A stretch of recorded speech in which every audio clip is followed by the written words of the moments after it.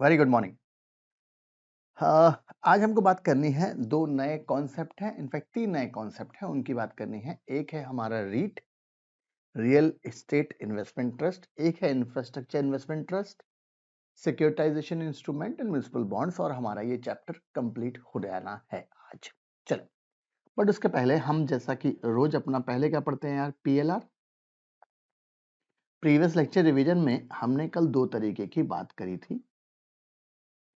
एक हमने बात करी थी डेरिवेटिव्स की और एक हमने बात करी थी वारंट की। अब हमने डेरिवेटिव्स में क्या बात करी थी, तो भाई डेरिवेटिव्स में हमने बात की थी कि भाई डेरिवेटिव्स क्या होते हैं। तो डेरिवेटिव होती है एक अंडरलाइंग एसेट। इसका मतलब ये है, हमने एग्जांपल लिया था साहब रिलायंस का, कि आपकी रिलायंस कंपनी आपको बाय करनी है, रिलायंस कंपनी के शेयर्स आपको बाय करने हैं, कोई टेंशन नहीं है। डीमैट अकाउंट अपना ओपन करो, डीमैट अकाउंट ओपन करने के बाद आप रिलायंस कंपनी के 10 लाख रुपए के शेयर्स बाय कर सकते हो। फॉर एग्जाम्पल 1000 का चल रहा है सब मार्केट में, आपको 10 लाख रुपए का बाय करना है, तो आप 1000 quantity at the rate of ₹1000 buy कर सकते हो। बट अगर आपको ज्यादा एक्सपोजर चाहिए सेम प्राइस में, सेम अमाउंट में, मतलब सिर्फ फॉर एग्जाम्पल आपके पास 1.5 लाख रुपए अवेलेबल है, जो हमने कल एग्जाम्पल लिया था, तो 1.5 लाख रुपए अवेलेबल में आप क्या करोगे यार, आप जाओगे सब ब्रोकर के पास, उसको बोलोगे यार मुझे फ्यूचर खरीदना है रिलायंस का। इसका मतलब आप रिलायंस का डेरिवेटिव कॉन्ट्रैक्ट परचेज करने की बात कर रहे हो। हर डेरिवेटिव कॉन्ट्रैक्ट जो भी होता है, चाहे वो ऑप्शंस का हो चाहे वो फ्यूचर का हो, दोनों की होती है मंथली एक्सपायरी। इसका मतलब वो मंथ के लास्ट थर्सडे को वो एक्सपायर हो जाएगा, उसके बाद वो कॉन्ट्रैक्ट ट्रेड के लिए अवेलेबल नहीं रहेगा, बाय सेल के लिए अवेलेबल नहीं रहेगा। दूसरी बात, जो भी डेरिवेटिव कॉन्ट्रैक्ट होता है इसमें होता है एक लॉट साइज। आप 1.5 लाख रुपए में रिलायंस कंपनी का एक लॉट परचेज कर सकते हैं फ्यूचर का। उसकी लॉट में नंबर ऑफ शेयर्स रहेंगे, वो कुछ भी हो सकता है, सिर्फ फॉर एग्जांपल 500 क्वांटिटी का हो सकता है, 1000 क्वांटिटी का हो सकता है, वो प्लस माइनस चेंज से भी करता रहता है, राइट। चलो, तो क्या करेंगे आप, सब 1.5 लाख रुपए आप ब्रोकर के अकाउंट में, डीमैट अकाउंट में रखेंगे अपने। वो 1.5 लाख रुपए से आपने रिलायंस कंपनी का एक फ्यूचर कॉन्ट्रैक्ट परचेज कर लिया 1000 रुपए में, आपके पास आ गई 1000 क्वांटिटी, राइट। अगर आप यही कैश मार्केट में करने जाते तो आपको 10 लाख रुपए चाहिए पड़ते हैं, यहाँ पर 1.5 लाख में आपका काम बन गया, कम पैसे में ज्यादा शेयर्स आ गए। अगर कल के दिन रिलायंस कंपनी का शेयर 1010 रुपए होता है या 990 रुपए होता है, एज द केस में भी, अकॉर्डिंगली आपको मल्टीप्लाई बाय 10 इंटू 1000 शेयर्स, आपको प्रॉफिट या लॉस होगा। डेरिवेटिव कॉन्ट्रैक्ट एक तरीके की ये आग होती है साहब, कि आपको वो कॉन्ट्रैक्ट को परचेज करना है और अकॉर्डिंगली आप उससे प्रॉफिट कमा सकते हैं। ऑप्शंस थोड़ा सा एक कदम आगे और चला जाता है। ऑप्शंस में क्या होता है, आप 25,000 रुपए में, सब इसमें होती है हर स्ट्राइक प्राइस होती है, राइट। क्या होती है यहाँ पर, स्ट्राइक प्राइस होती है। तो हमने डेरिवेटिव में दो चीजें होती हैं, एक होता है आपका फ्यूचर कॉन्ट्रैक्ट, राइट, और एक होता है ऑप्शन कॉन्ट्रैक्ट।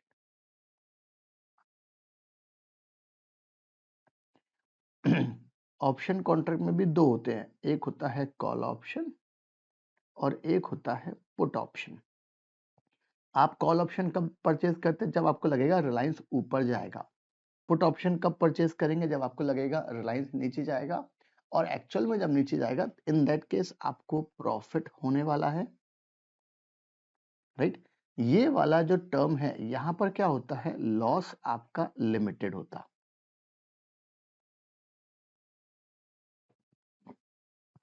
क्यों, क्योंकि आपने क्या करा साहब, आपने अभी करंट मार्केट प्राइस है रिलायंस का 1000, आपने 1010 रुपए वाला स्पॉट प्राइस, ये होती है स्ट्राइक प्राइस, इसको हम बोलते हैं स्ट्राइक प्राइस। इसी तरीके से क्या होगा यहाँ पर अलग अलग स्ट्राइक होने वाली हैं।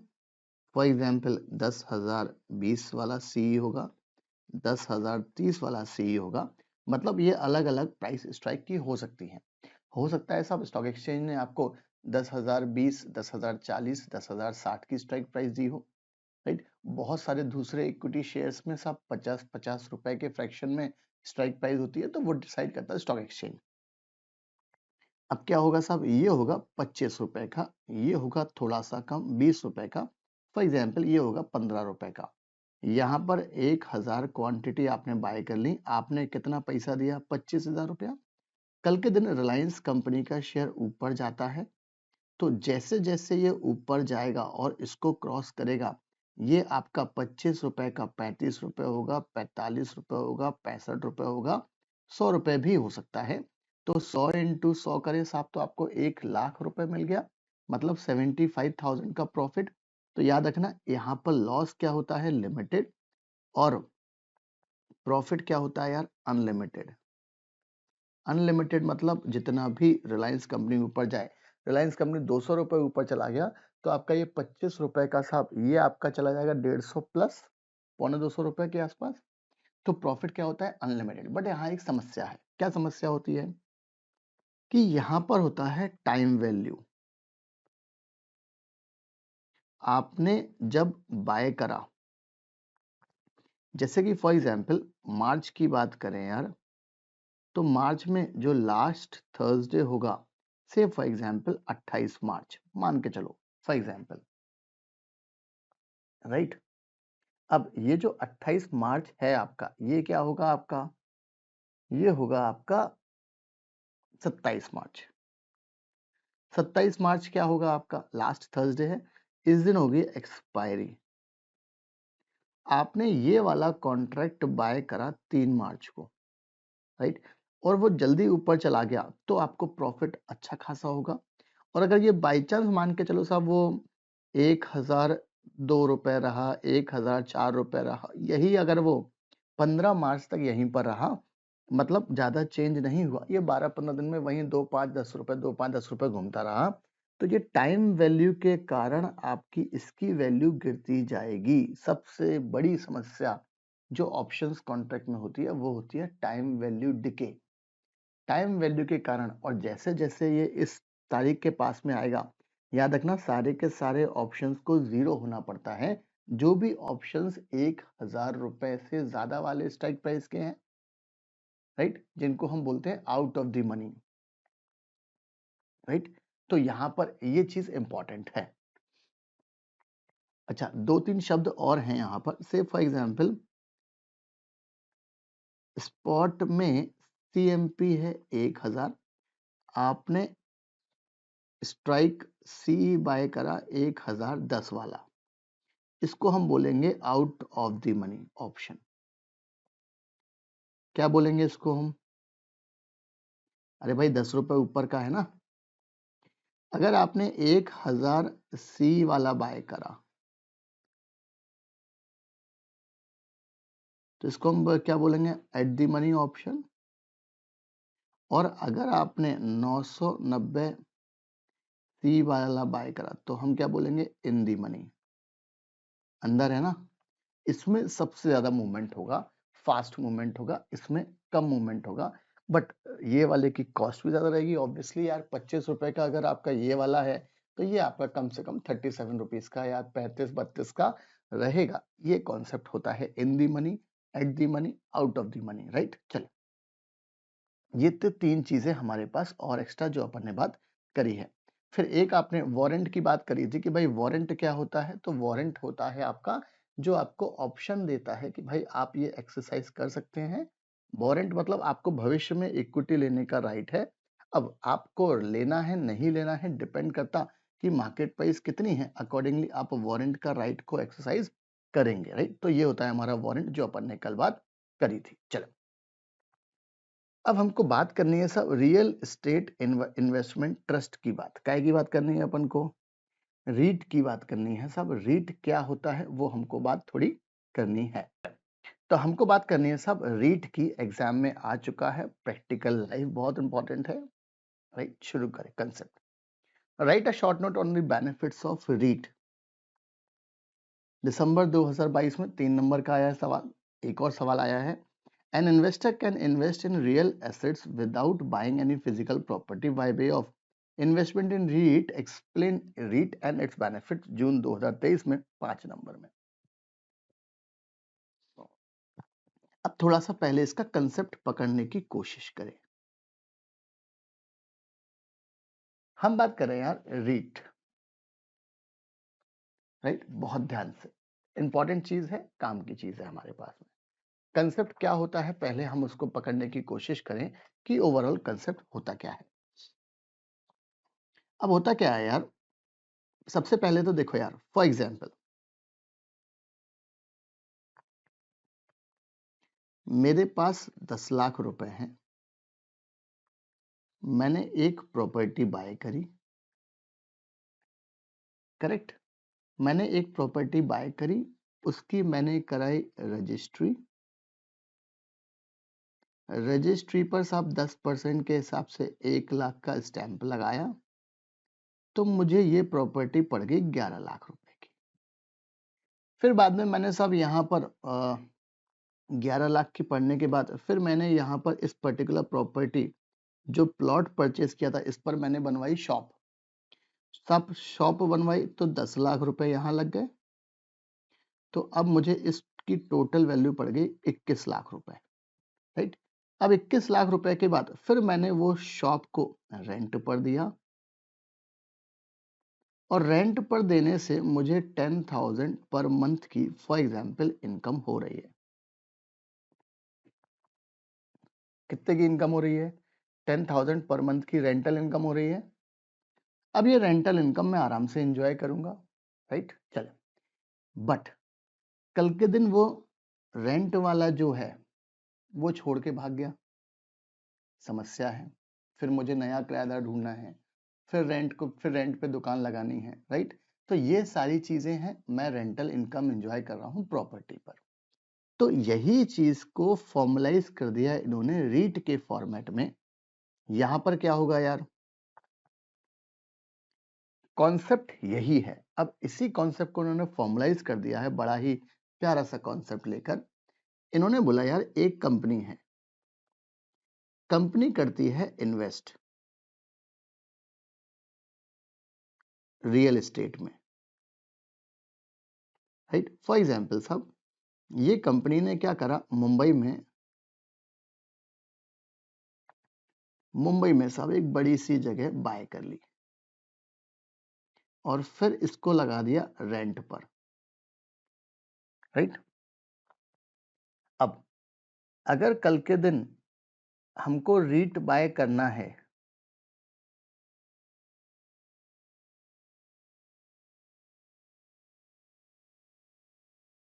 तो क्या हुआ? अच्छा, अब ये कंसेप्ट क्या बनाती है, इसने ये लेकर आई, ये जो रियल एस्टेट वाली कंपनी है ये एक ऑफर लेकर आती है, और ऑफर में क्या करेगी, जैसे कि एक कंपनी है जो ये काम करती है, राइट? ये क्या करेगी साहब, ये एक आपको यूनिट्स प्रोवाइड करेगी, और यहाँ पर ये क्या करेगी साहब, ये बोलेगी साहब हम एक ऑफर लेकर आ रहे हैं पब्लिक के लिए, पब्लिक के लिए ऑफर लेकर आएगी और ये बोलेगी साहब हमको आपसे 1 करोड़ रुपए चाहिए। 1 करोड़ रुपए कैसे लेगी ये बोलेगी यार हम आपको 1 लाख यूनिट्स देंगे, 1 लाख यूनिट्स देंगे साहब 10 रुपए की फेस वैल्यू की, जैसे कि कंपनी इशू करती है इक्विटी शेयर्स वगैरह, कुछ वैसे ही ये भी कंसेप्ट ऐसे ही फॉलो करेगी।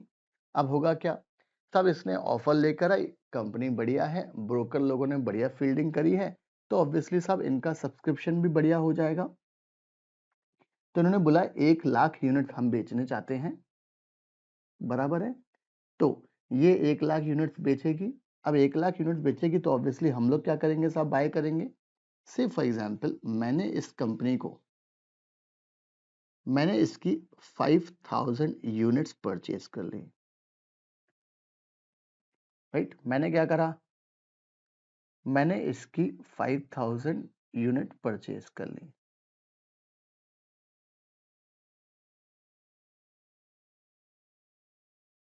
अब अगर मैंने इसकी ये परचेज कर ली तो क्या होगा, तो मैंने इंटू 10 50,000 रुपए दिया इस कंपनी को। ये कंपनी इस तरीके से ये पूरी की पूरी यूनिट्स बेचकर, और अकॉर्डिंगली इसके पास पैसा हो गया साहब 1 करोड़ रुपए। 1 करोड़ रुपए में मुंबई की कोई जगह परचेज करेगी, उस वाली जगह को ये रेंट पे लगाएगी, इससे जो रेंटल इनकम आएगी, राइट, से फॉर एग्जाम्पल यहाँ पर रेंटल इनकम आ रही सब 1 लाख रुपए पर मंथ, ये rental income among unit holders वो सब में बांट देगा, ये रेंटल इनकम वो अमंग द यूनिट होल्डर सब में बांट देगा, खर्चे वर्चे काट के अपनी मैनेजमेंट फीस वगैरह सब कुछ एडजस्ट करने के बाद इन the form of dividend, right. तो ये कंसेप्ट है रीट का।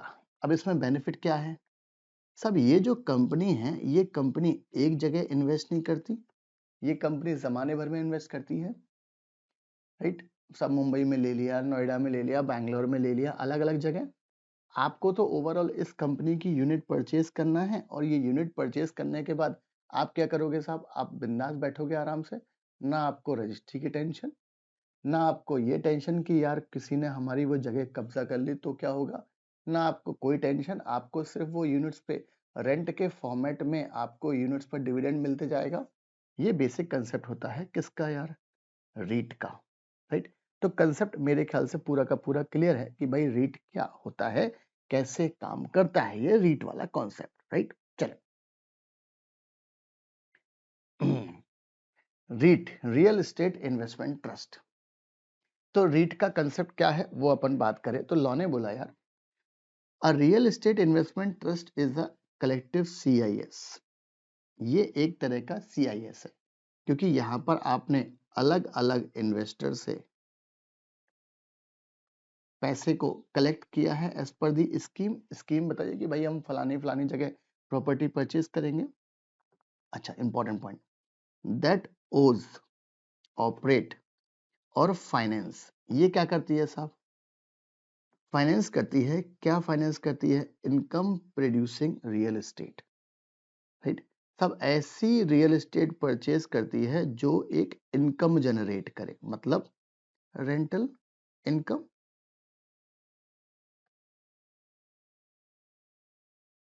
हमारे वाले एग्जाम्पल में मुंबई में हमने एक जगह खरीदी, रेंटल इनकम की बात करी गई है।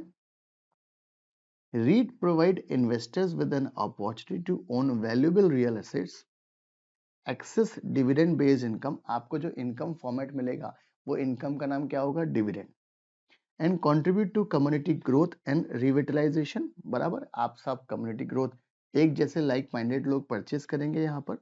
दे allow anyone to invest in the portfolio of real estate assets similar to purchasing individual company stocks through mutual funds or ETF fund etc. Concept वही होता है, जिस तरीके से कंपनी इक्विटी देती है साहब, वैसे ही ये यूनिट्स देते हैं, बट इसमें दोनों में बस फर्क ये है कि वो इन्वेस्ट करते हैं खुद की ग्रोथ में, ये इन्वेस्ट करते हैं प्रॉपर्टी में, रेंटल इनकम आती है, सब में बढ़ जाती है, इस तरीके का कंसेप्ट होता है। रीट काम कैसे करता है, ये जो फॉर्म होता है ये ट्रस्ट के फॉर्मेट में फॉर्म होते हैं।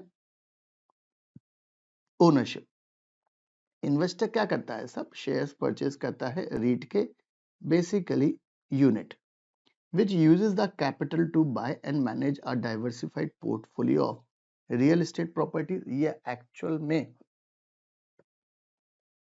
Income producing real assets buy करते हैं, मतलब ये प्रॉपर्टी बाय करते हैं। आगे, income generation, the income generated from this properties primarily through rent is distributed to share holders in the form of dividend, आपको डिविडेंड के फॉर्मेट में आपको हम ये पैसा बांट देते हैं सब में, अपना खर्चा वर्चा काट कर। Benefits of investing in REIT, अब इसके benefits exam point of view से ये एक क्वेश्चन हो सकता है, राइट। चलो, बेनिफिट्स, मैं एज अ इंडिविजुअल क्या मुझे बहुत सारा पैसा लाना है रेंटल इनकम कमाने के लिए ना, तो ये क्या है, less capital intensive, direct investment in real estate is often called the capital intensive. मैं डायरेक्टली अगर कोई प्रॉपर्टी बाय करता हूँ तो मुझे बहुत सारा पैसा चाहिए पड़ता है, बट अगर मैं रीट में इन्वेस्ट करूंगा तो मैं अलग अलग तरीके की प्रॉपर्टी में इन्वेस्ट कर सकता हूँ, और वहां पर मुझे कम कैपिटल से मेरा काम चल जाएगा। In contrast, buying shares of a REIT is a comparatively more affordable than requiring less capital outlay.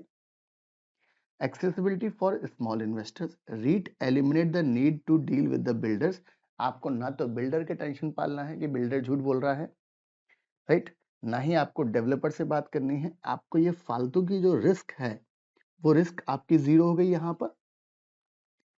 Transparency, REITs are publicly listed on the stock exchange, making their financial details readily available to investor, enhance transparency, ये फायदा है। Assured dividend, REIT generate income primarily from rental lease income, allowing for relatively assured dividend payment to investors, right? Dividend payment का option देता है investors को, tax free income. Dividend earned by investors from REIT are typically tax free. Dividend जो भी earn करते हो यहाँ से वो क्या होते हैं, generally tax free होते हैं, providing an added advantage for income focused investors. ये बहुत बड़ा एडवांटेज है, क्योंकि आप और किसी चीज पर देखो, आपने एफडी पे ब्याज भी कमाया, सब वो टैक्स फ्री नहीं होता। ये तो गवर्नमेंट का प्रमोशन का तरीका है। अभी इनको ये प्रमोट करना है तो आज ये टैक्स फ्री कर दिया, कल दूसरी चीज टैक्स फ्री कर देंगे। बट हमें तो आज तो बेनिफिट है, fast capital appreciation. Investing in REIT can lead to significant capital appreciation as the value of the underlying real assets increases. अरे भाई, जिस तरीके से रियल एसेट्स इंक्रीज होगी, रेंटल इनकम इंक्रीज होगी, तो आपकी इनकम भी इंक्रीज होगी। ईज ऑफ इन्वेस्टमेंट बहुत सिंपल तरीका है। Investing in REIT is generally simple, more convenient than investing in physical real assets properties, allowing for quicker entry and exit from the investment part. आप वहां पर entry ले सकते हैं और वहां पर आप जा भी सकते हैं, राइट। चले ध्यान से, अब इंपॉर्टेंट चीज, अब हम कोई रियल एग्जांपल देखते हैं साहब, जो इंडिया में एक कंपनी काम कर रही है। एक है ब्रोकफील्ड इंडिया रियल एस्टेट ट्रस्ट, जिसको हम बोलते हैं BIRET,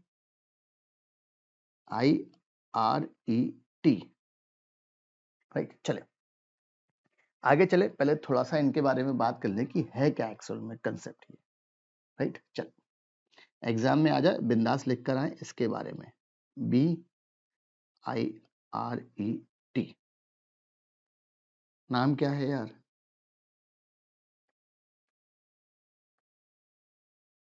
ब्रोकफील्ड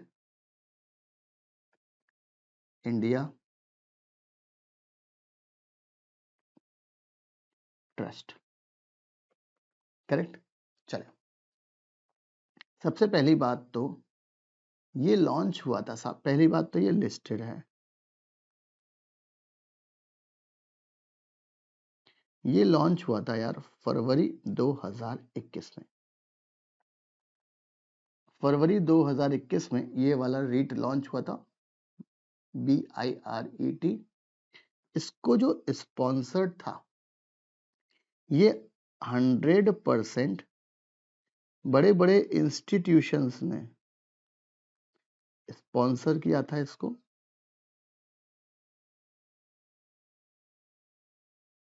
institution manage office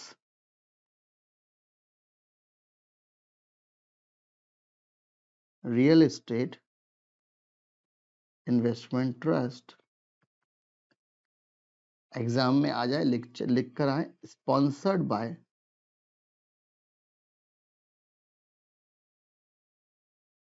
N affiliate of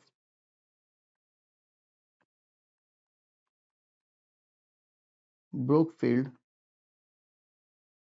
asset management, right. तो कुल मिलाकर साहब इसके द्वारा इसको बनाया गया था। पहली बात, ये इसका प्रमोटर हुआ। थोड़ी सी और बात करें कि इनके पास है क्या, तो भाई जो डेटा अवेलेबल है वो क्या बोलता है साहब, एज ऑन 31 दिसंबर 2024 के हिसाब से, राइट, कम से कम इनके पोर्टफोलियो में, अब हम कुछ कुछ फैक्ट्स की बात करें एक्चुअल में, राइट, इनके पोर्टफोलियो में कंप्राइजेज ऑफ 10 तो इनके पास ग्रेड ए की एसेट है पूरे के पूरे भारत में,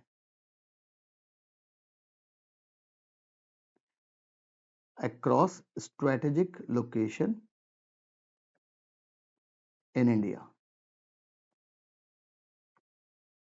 बराबर है। भारत में 10 तो इनके पास प्राइम प्रॉपर्टीज हैं। लगभग इसकी वैल्यू कितनी होगी यार? Rupees 368 billion. सोचो भाई, 368 बिलियन की तो होल्ड करते हैं।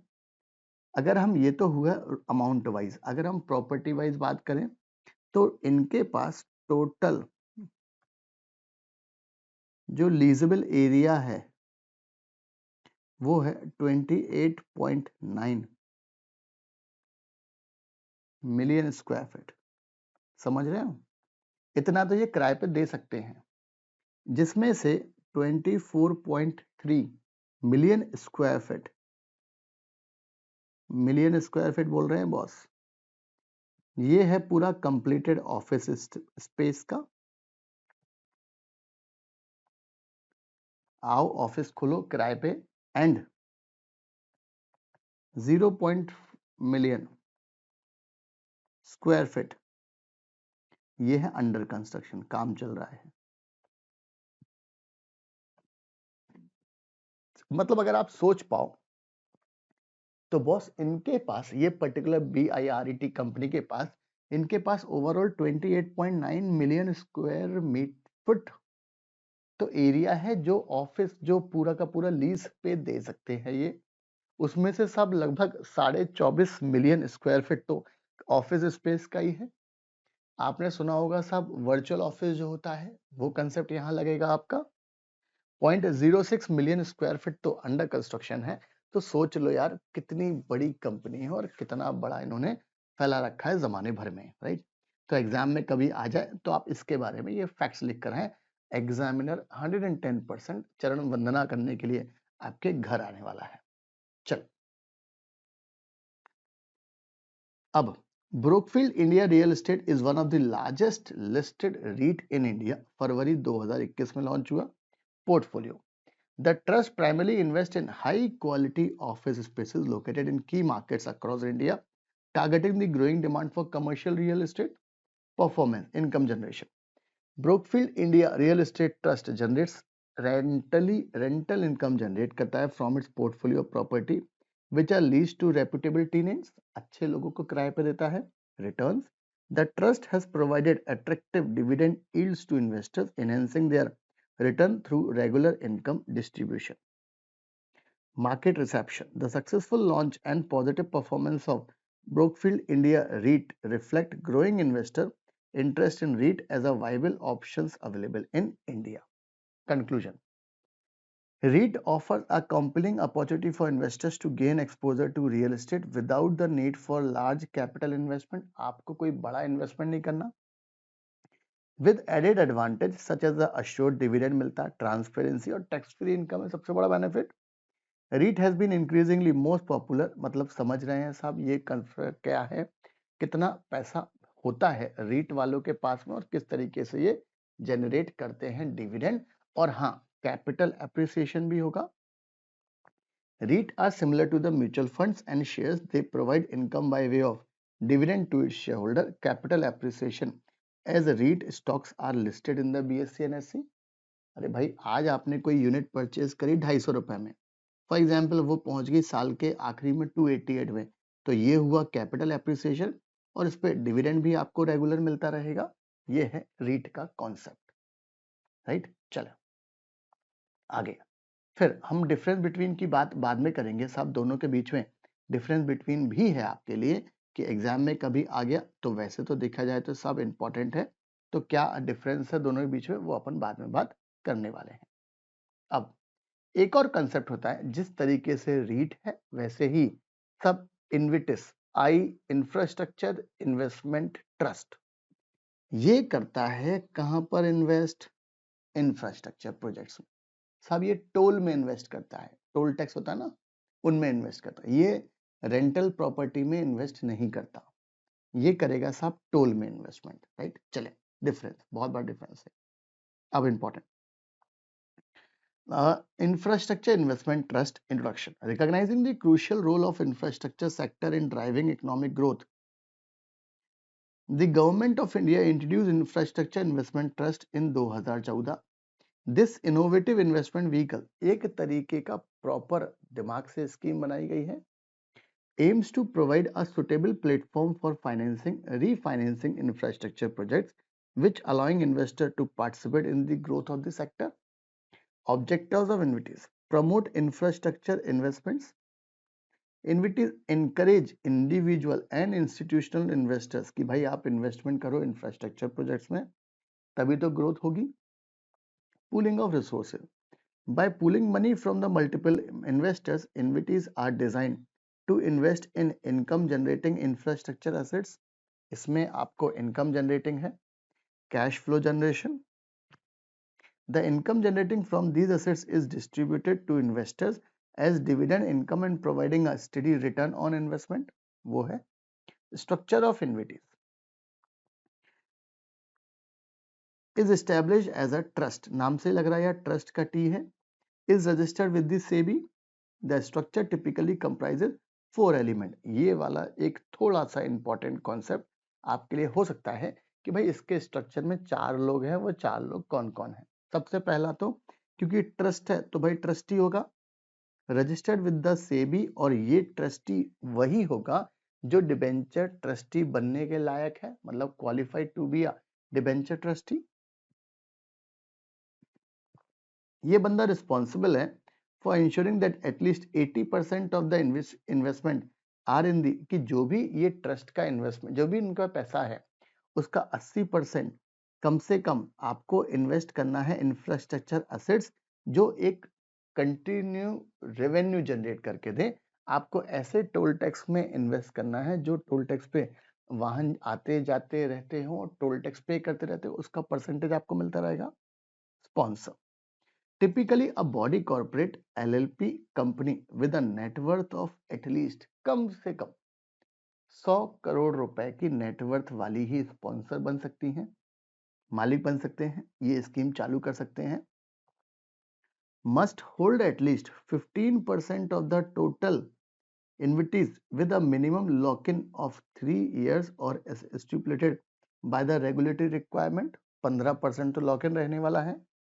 इन केस ऑफ अगर कल के दिन पीपीपी प्रोजेक्ट्स पे काम हो रहा है, मतलब पब्लिक प्राइवेट पार्टनरशिप प्रोजेक्ट्स पे, जिसमें गवर्नमेंट भी है शामिल, पब्लिक भी है शामिल.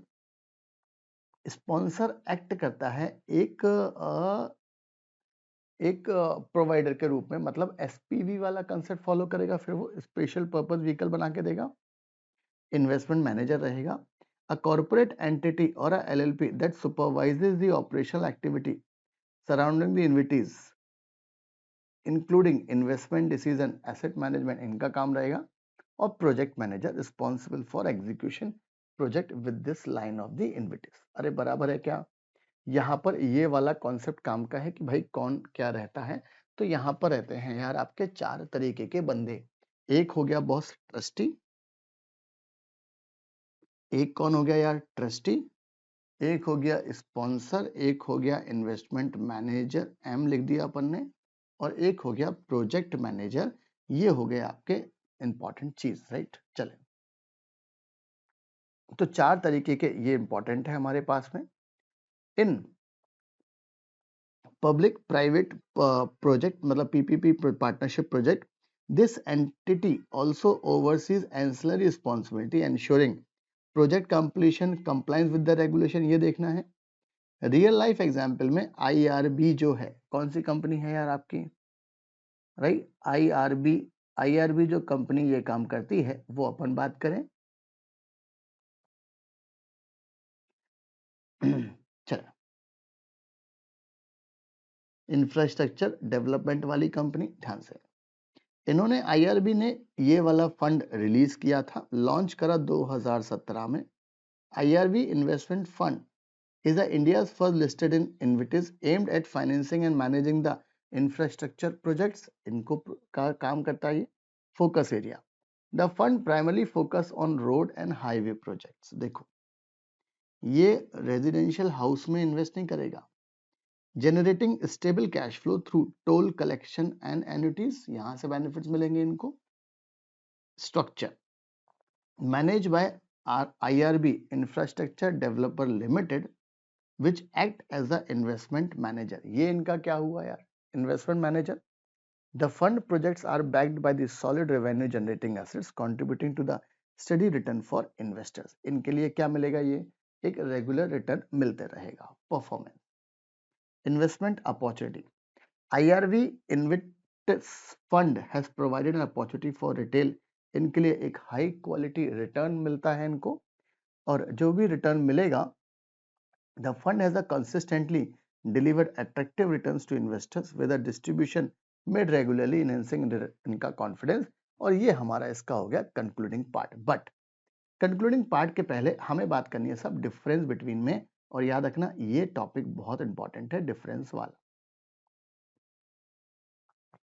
तो भाई डिफरेंस की बात करें, सबसे पहले हम बात करेंगे बेसिस की। First point, second point, third point, fourth point, fifth, sixth, seventh, eighth and 9 point.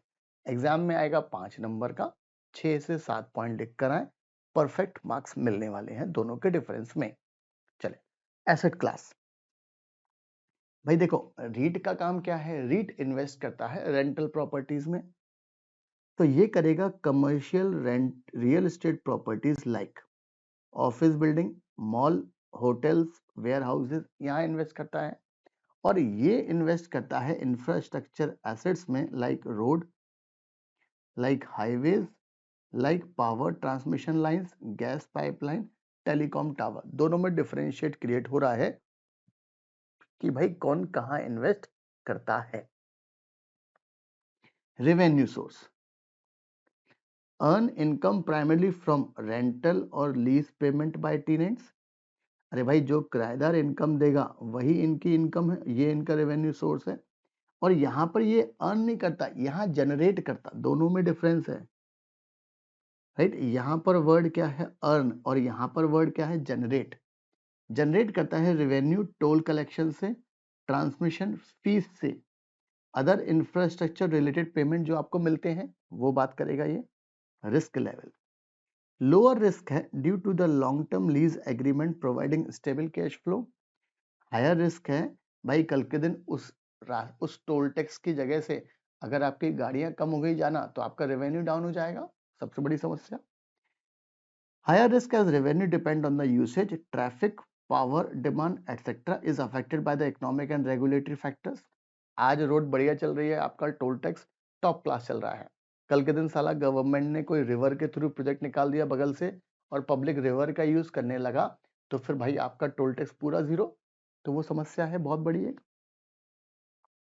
तो ये हुआ पहला एसेट क्लास, दूसरा रेवेन्यू, तीसरा risk level. Asset, revenue, risk, ARR। फिर आएगा ग्रोथ ड्राइवर्स, रेंटल एस्केलेशन। भाई रेंटल तो बढ़ता रहता है, अरे 10% का तो मूवमेंट हो गई ना। Occupancy improvement, new property acquisition, वो चलता रहता है। यहाँ पर आप नए नए इंफ्रास्ट्रक्चर प्रोजेक्ट्स लगाते हो, इंक्रीज एसेट यूटिलाइजेशन, वो चलता रहता है। Dividend yield moderate and stable मिलता रहता है, 6 से 8% भारत में।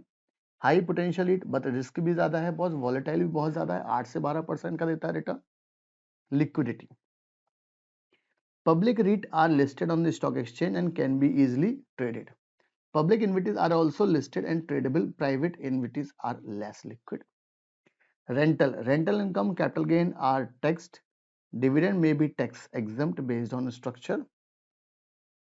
यहाँ पर इंटरेस्ट इनकम टैक्सेबल होती है, but capital gain and dividend may have tax benefits, right, वो हो सकते हैं।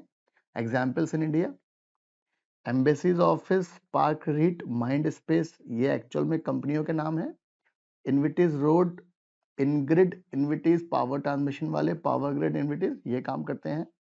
कौन इन्वेस्ट करेगा यार, investor looking for stable return, long term rental income with low risk वाले वो कर दे इन्वेस्ट, यहाँ पर हाई रिस्क वाले वो इन्वेस्ट कर सकते हैं, राइट। तो ये हमारा क्या है यार, दोनों में डिफरेंस बिटवीन, मेरे ख्याल से 9 तरीके के पॉइंट है, और आपको ये 9 तरीके के पॉइंट सारे के सारे याद भी हो गए हैं कि भाई कंसेप्ट क्या है, और ओवरऑल एग्जाम्पल हो गया, और आपका इन्वेस्ट कौन करेगा। तो कुल मिला के सब ये तरीके के पॉइंट्स हैं हमारे पास में जो ये बात करते हैं। करेक्ट? ये हुआ आपका रियल एस्टेट में और इंफ्रास्ट्रक्चर ट्रस्ट, इन्वेस्टमेंट ट्रस्ट में डिफरेंस कि भाई क्या-क्या डिफरेंस होता है। एग्जाम पॉइंट ऑफ व्यू से बड़े काम का डिफरेंस है ये, राइट? चलो, यहां तक पूरा का पूरा क्लियर है। और यहां पर छोटा सा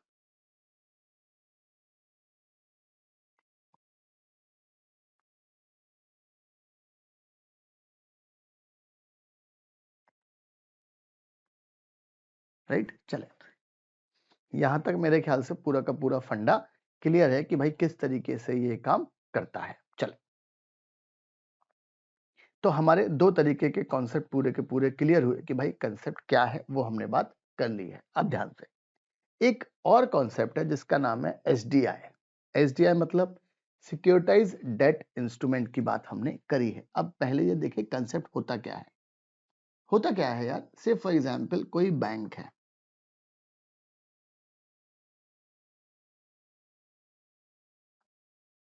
बराबर है, कौन है, कोई बैंक है। अब यार ये बैंक की बैलेंस शीट कुछ इस तरीके से दिखती है कि भाई आपकी ये लायबिलिटी हो गई, ये आपके एसेट्स हो गई, बराबर है। एसेट्स में अब क्या है साहब, बैंक्स ने लोन बांट रखे हैं, मॉर्टगेज लोन ले लो, ऑटो वाला लोन ले लो, क्रेडिट कार्ड वाले लोन ले लो, तो ये जमाने भर के लोन है, राइट? करेक्ट। अब ये जो लोन है, अब क्या हुआ यार, बैंक की जो लेंडिंग कैपेसिटी है, फर्दर लेंडिंग कैपेसिटी है, वो डिपेंड करती है कि ये रिकवरी कैसी है। अरे भाई, जब पैसा आएगा तभी तो आप उसको फिर से चलाओगे ना, ब्याज बट्टे पर। तो यार ये लैंडिंग कैपेसिटी कैसी है वो डिपेंड करता है। तो साहब ये रिकवरी कैसी होगी उस पर डिपेंड करेगा। तो कंसेप्ट क्या होगा, से फॉर एग्जांपल इनके पास 10 करोड़ रुपए का इस तरीके का डेट है। डेट इन द सेंस कि साहब इनको रिकवरी करनी है, बट आज पैसा रिकवर नहीं हो रहा है। तो इन्होंने क्या करा साहब,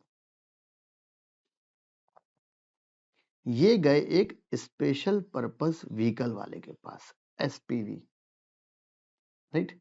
इन्होंने क्या करा, इससे बात करी एसपीवी वाले से, और ये 10 करोड़ रुपए पूरा का पूरा साहब इन्होंने क्या करा साहब, इसको 10 करोड़ रुपए का डेट है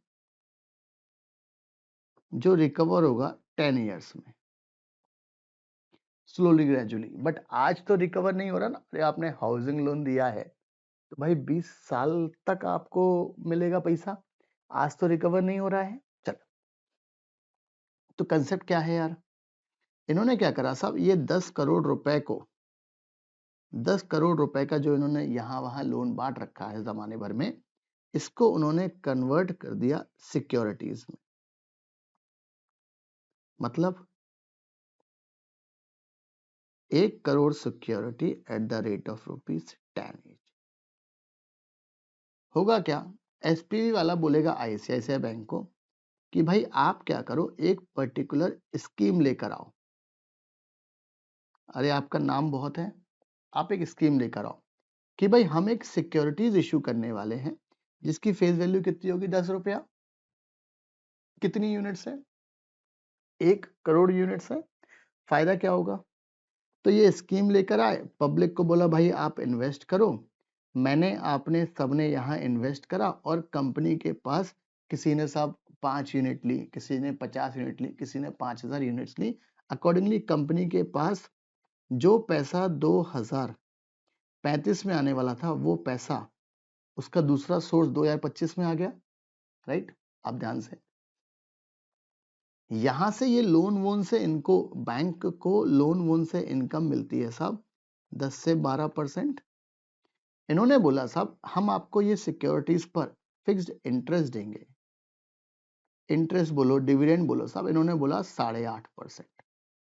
अब क्या होगा यार, मुझे पता है कि भाई मैं ये चीज एफडी में नहीं मिलता कभी भी, तो मैंने क्या करा, अच्छा इन्होंने बोल दिया कि साहब आपको हम ये पैसा रिटर्न करेंगे 15 साल के बाद। या अगर वहां का, सीधी बात है, इसका जो ड्यूरेशन है इस हिसाब से इसका ड्यूरेशन डिसाइड होगा कि इनको पता है कि इनको बैंक को यहाँ से पैसा हो जाए, मिल जाएगा, तो बाद में ये क्या करेंगे साहब, यहाँ पर पैसा वापस कर देंगे। ये 2025 में जो आपको 10 करोड़ रुपए मिल गया है डेट को कन्वर्ट करके, इसको आप फर्दर री इन्वेस्ट करते हो, अरे और पैसा बांट दो। तो इस तरीके से ये काम चलता रहता है। दैट इज कॉल्ड, इसको हम बोलते हैं SDI, सिक्योरिटाइज डेट इंस्ट्रूमेंट की बात, राइट। इसको हम क्या बोलते हैं यार, SDI, सिक्योरिटाइज डेट इंस्ट्रूमेंट की बात। किस तरीके से ये काम चलता रहता है, इन्वेस्टर को 8.5 मिलता रहेगा 15 साल तक, 10 साल में इनका पैसा यहाँ पर आ जाएगा, 10 साल 12 साल, या इन्होंने सब 10 साल के लिए है और 12 साल का बोला है। तो इस तरीके से ये कॉन्सेप्ट होगा, यहाँ ये भी खुश है, इन्वेस्टर भी खुश है, और ये काम चलता रहता है, राइट। चलो, तो ये है आपका SDI का कॉन्सेप्ट। कॉन्सेप्ट की बात के बाद अब हम पढ़े कंसेप्ट क्या है। Securitised debt instrument, so called SDI, are financial securities, देखो क्रिएटेड हो रही हैं through the process of securitisation which involve pooling individual loan debt, सारे के सारे लोन के डेट को इंक्लूड कर लिया है, and transforming them into the marketable security. अब याद रखना, जो बेच रहा है उसकी गुडविल अच्छी होना चाहिए, तभी तो पब्लिक लेगा। अरे कोई चलती बिलती कंपनी आ गई साहब अपने डेट बेचने के लिए, तो कोई लेगा क्या, कोई नहीं लेने वाला है। These securities are backed by underlying assets, primarily debt, allowing investors to receive income generated from those assets. The term asset backed security, देखो ध्यान से, asset backed security is often used to describe these instruments. ये जो securities दी गई हैं इसके पीछे कोई ना कोई एसेट है जो आपने एडवांस में लोन बांटा है। सिक्योरिटाइजेशन प्रोसेस, पहला क्या है यार, pooling of loan. Individual loans like mortgage, auto, credit card debt are aggregated into a single pool, इनको हम एक ही पूल में शामिल कर देते हैं। एक पॉइंट है। दूसरा, उससे हम क्या क्रिएट करते हैं यार, सिक्योरिटीज। 10 करोड़ के डेट को, 10 करोड़ के लोन को हमने कन्वर्ट कर दिया, 1 करोड़ मल्टीप्लाई बाय 10 रुपए की, the pool loan are then packed into securities that can be sold to the investors. Concept clear हो रहा है पूरा। इशुएंस ऑफ, और फिर बाद में हम क्या करते हैं, सिक्योरिटीज इशू करते हैं। Investors purchase the securities receiving regular income derived from the cash flow generated by the underlying loans. Serving of loan, a servicer is appointed to manage the underlying loans, ensuring timely payment to investors, right? Timely payment आपको करना है investors को। अब यहाँ पर common types of SDI होते हैं, अलग अलग तरीके के बनाते हैं। एक होता है यार मॉर्टगेज बैक सिक्योरिटीज का, जिसको हम बोलते हैं MBS। These are backed by the pool of residential commercial mortgages and are one of the most common types of securitized debt, right? ये क्या होते हैं साहब, backed by a pool of residential and commercial mortgages, और इनमें हम ये मतलब लोन दे रखा है आपने, हाउसिंग लोन वगैरह, उसके रिस्पेक्ट में है ये, और उसका मॉर्गेज कर रखा है। एक होता है एसेट बेस्ड मॉर्गेज सिक्योरिटीज, यहाँ पर कौन सी एसेट्स आती हैं, auto loan, credit card receivable, student loan वगैरह, राइट, PL वगैरह, वो सब के सब आते हैं यहाँ पर। Collateral debt obligation, CDOs, these are structured financial products that pool together various debt obligation and then issue different tranches. Tranches मतलब होता है lot of security with varying high risk profile. For example, ये corporate bond की बात करता है,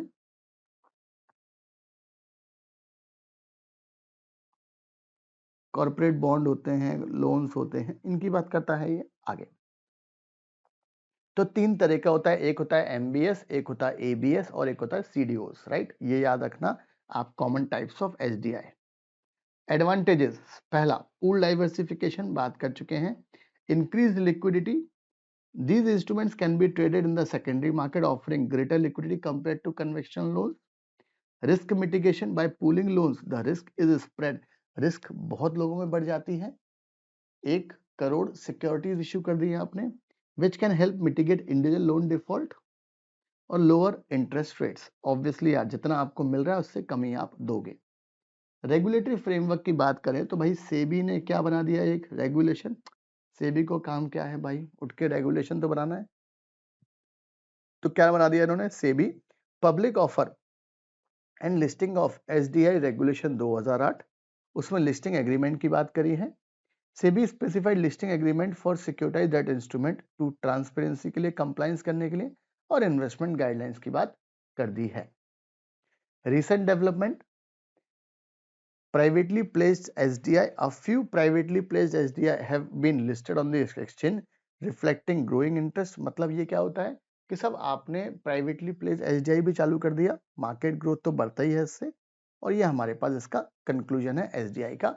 SDI के ऊपर एग्जाम में आएगा शॉर्ट नोट, तो आप इजीली वो शॉर्ट नोट लिख सकते हैं, राइट। तो मेरे ख्याल से यहाँ तक पूरा का पूरा कॉन्सेप्ट आपका 100% क्लियर हो गया है कि भाई एसडीआई क्या होता है, और इसका जो हमने ये एग्जाम्पल की बात करी है, राइट, ये एग्जाम्पल भी काम का है कि ये किस तरीके से काम करता है एसडीआई।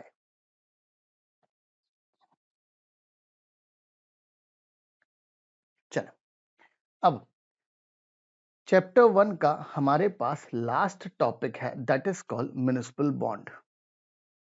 क्या होता है, थोड़ी सी हम पहले भी बात कर चुके हैं टाइप्स ऑफ बॉन्ड में, कि भाई म्युनिसिपैलिटीज को चाहिए पैसा इंफ्रास्ट्रक्चर डेवलप करने के लिए अपनी सिटी में। कैसे करना है, तो पैसा कहां से आएगा, तो यहां से आएगा। Municipal bond commonly known as a mini bond. याद रखना, मुनि मुनि मुनि बॉन्ड बोलेगा एग्जाम में तो वो ऋषि मुनि पे मत पहुंच जाना साहब, म्युनिसिपल बॉन्ड की बात करेगा, ये इसका शॉर्टकट नेम है। आर डेट सिक्योरिटी, बॉन्ड है ना तो डेट सिक्योरिटीज तो हो गई, issued by urban local government or agencies to finance public projects that benefit the community. These bonds are typically used for infrastructure development such as road, bridges, school, hospital, other essential services. Here are a few real life examples of municipal bond issued in India, illustrating how local governments have raised funds for various projects. अब एक issue करा है साहब बैंगलोर वालों ने, first urban local body to issue municipal bond in 1997। कब issue करा भाई, 1997 में। The bond issuance was aim, पढ़े लिखे लोग हैं ना भाई, technical, at raising funds for infrastructure development projects such as road construction, improving public amenities outcome. Although it marked a significant steps in municipal financing, the initial enthusiasm faded over time. सब बाद में सब बेकार हो गया, leading to challenges in attracting further investment. Further investment आना चाहिए, वो important है। अहमदाबाद वालों ने चालू करा, बैंगलोर वालों को फॉलो करते हुए 2001 में, to finance the city infrastructure projects. The bond helped AMC raise its capital effectively, allowing the city to improve its infrastructure and public services. फिर मुंबई वालों ने भी चालू करा 2017 में, बीएमसी है ना मुंबई का नाम, plan to issue bond to raise fund for various development projects including road upgrades, waste management, flood control systems, right. तो बैंगलोर हो गया, अहमदाबाद हो गया, मुंबई हो गया। Navi Mumbai municipal corporation NMMC 2018 में इन्होंने इशू करा था। इंदौर स्मार्ट सिटी वालों ने 2018 में पैसा रेज किया था स्मार्ट सिटी इंसेंटिव इनिशिएटिव के लिए, including improve public transport, urban development वगैरह के लिए। eligible criteria and practice. These examples also reflect the eligibility criteria for issuing municipal bond. No negative net worth. Each of these municipalities demonstrated financial health by maintaining a positive net worth in the preceding years. मतलब इसका criteria ये है कि भाई यहाँ पर no negative net worth नहीं होना चाहिए, कोई डिफॉल्टिंग करी हो। The successful issuance indicated that these municipal bonds had a clean repayment record. इनके पास क्लीन रिपेमेंट रिकॉर्ड है और ये इन्होंने कोई फर्दर डिफॉल्ट वगैरह नहीं करी है। No defaulted, no not listed as a wilful defaulter. The involved municipalities maintain good standing without being listed as a willful defaulter by the RBI. तो कुल मिलाकर सब एग्जाम में कभी आ जाए मिनी बॉन्ड के ऊपर तो आप इतनी सारी सिटीज का लिखकर आ जाए कि भाई बैंगलोर वालों ने 1997 में लाए थे, अहमदाबाद वालों ने 2001 में, मुंबई वालों ने 2017 में, नवी मुंबई एंड इंदौर वाले साथ में लिखा है 2018 में आए थे। इस तरीके से आप लिख सकते हैं। और ये जो पॉइंट्स हैं कि भाई किस तरीके से आपको काम करना है कि पहला नेगेटिव नेटवर्थ नहीं होना चाहिए, कोई डिफॉल्ट नहीं होना चाहिए, विलफुल डिफॉल्टर लिस्ट में भी नहीं आना चाहिए, राइट। चलो, विद दिस हमारा चैप्टर 1 CMSL का कंप्लीट होता है 100%। अब आप क्या करो साहब, सिंपल है लॉजिक आपके लिए। आप मॉड्यूल उठाओ, आपका मॉड्यूल से आप कंपेयर करोगे, आप देखोगे 100% मॉड्यूल तो कवर है ही, इसके ऊपर भी पूरा का पूरा कवरेज है विद 100% कंसेप्चुअल क्लैरिटी। कोई शॉर्टकट नहीं, कोई मॉड्यूल कट नहीं, कोई नथिंग। सब आपको कोई भी ऐसी टर्म नहीं है जो एक्सप्लेन नहीं की गई हो। तो ये हमारे CMSL लेक्चर का फर्स्ट चैप्टर कंप्लीट होता है। विद दिस एग्जाम में कुछ भी आ जाए आप बिंदास लिख सकते हैं, ये मुझे कॉन्फिडेंस है। 2 बार लेक्चर देख लें, काम खत्म, राइट, टेंशन फ्री। चलो, थैंक यू। मिलते हैं नेक्स्ट चैप्टर नंबर 2 पे।